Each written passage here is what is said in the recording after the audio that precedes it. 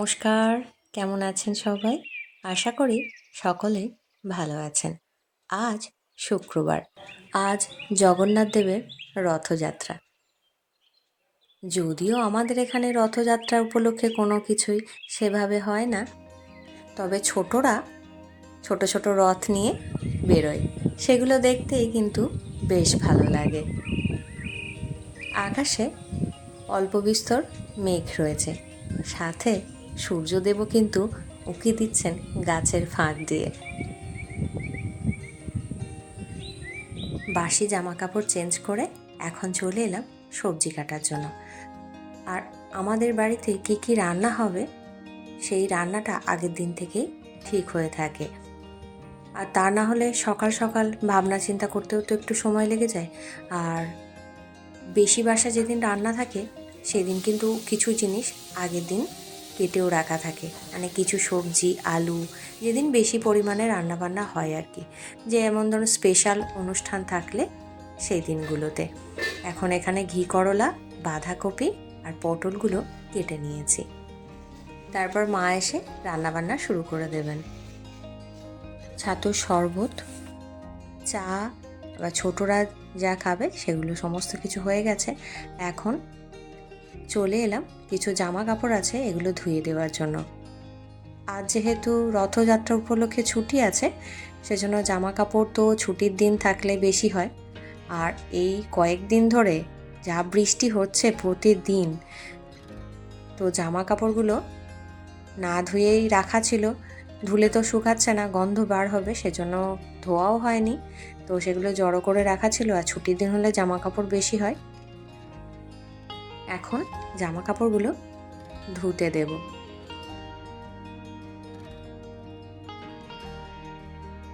হাতে কাচলে তো আরোই শুকোবে না বলে মনে হয়, সেজন্য না আজকে মেশিনেই সব ভরে দিচ্ছি। আর বেশ কিছু জামা কাপড় যেগুলো জড়ো করে রাখা ছিল সেগুলোও যেন আর রাখা যাচ্ছে না বলে এরকম মনে হলো আমার। আজকে যখন ধুচ্ছি তো সমস্ত কিছুই আজকে ধুয়ে দেওয়ার চেষ্টা করব, এরকম একটা প্ল্যান করলাম। প্রতিদিনের যে জলে ধোয়ার জামা কাপড়গুলো ছিল সেগুলো জলে ধুয়ে সকালে ছাদে মেলে দিয়েছি।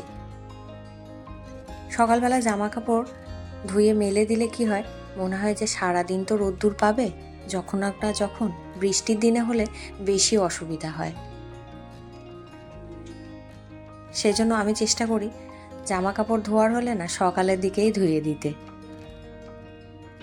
আমাদের সংসারে কিছু নিয়ম নীতি আছে, হয়তো কখনো কখনো আমরা সেগুলো সময়ান্তর মেনে নিতেও খুব অসুবিধা বোধ করি, কিন্তু কিছু সময় পার হয়ে যাওয়ার পর পরে মনে হয় যে না, এই নিয়ম নীতিগুলো আছে যখন নিশ্চয়ই কিছু তো কারণ আছে।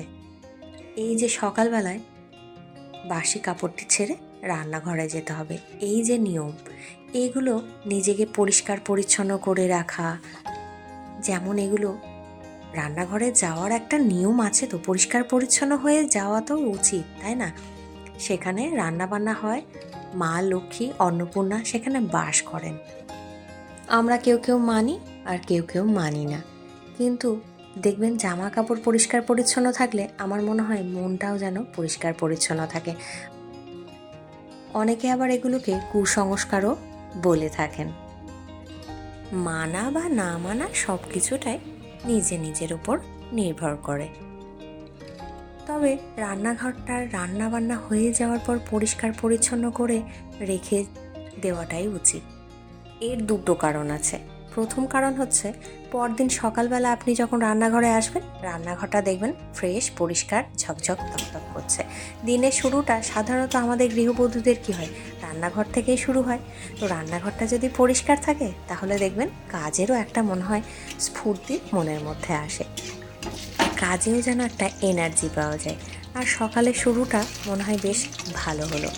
তার কারণ আগের দিনের রান্নাঘরটা আপনি অপরিষ্কার করে গেছেন, এখন যদি সকালবেলা এসে রান্নাঘর পরিষ্কার করতে হয়, তারপর রান্না বসাতে হয়, তখন দেখবেন মেজাজ এমনিতেই যেন বিগড়ে গেল।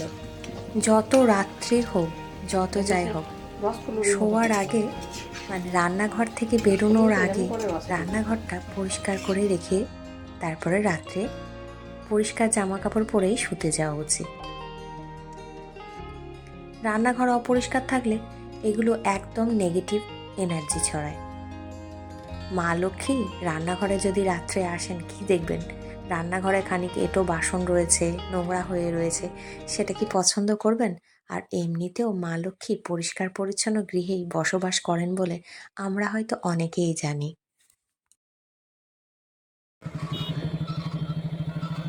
চলো।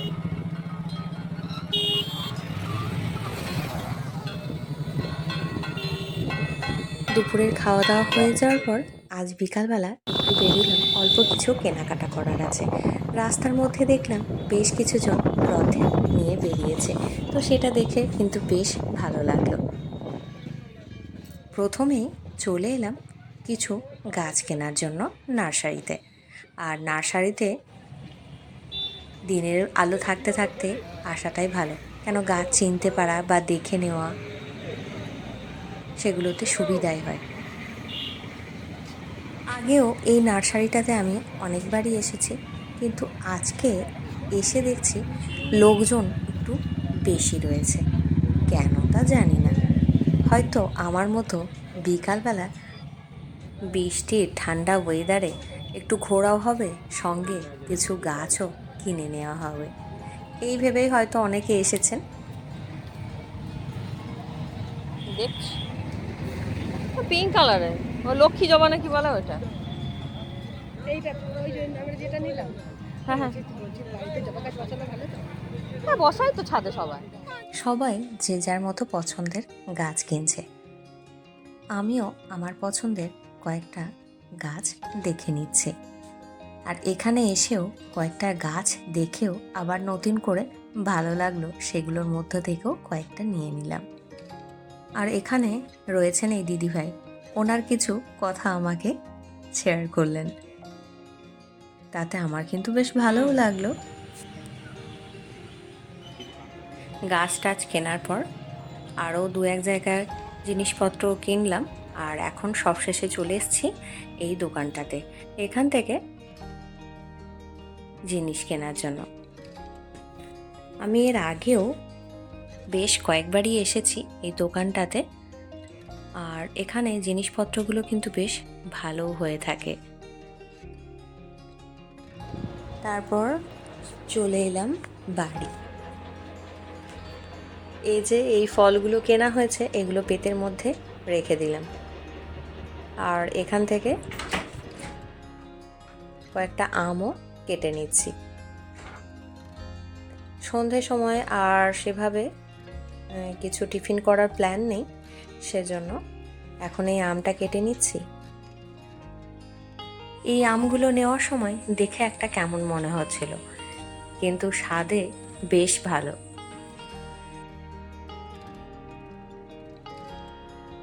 আর এখানে রয়েছে দেখুন একটা বালিশ মিষ্টি। এই মিষ্টিটা পাশ বালিশের মতো দেখতে বলে আমি এটাকে পাশ বালিশ মিষ্টি বলে থাকি।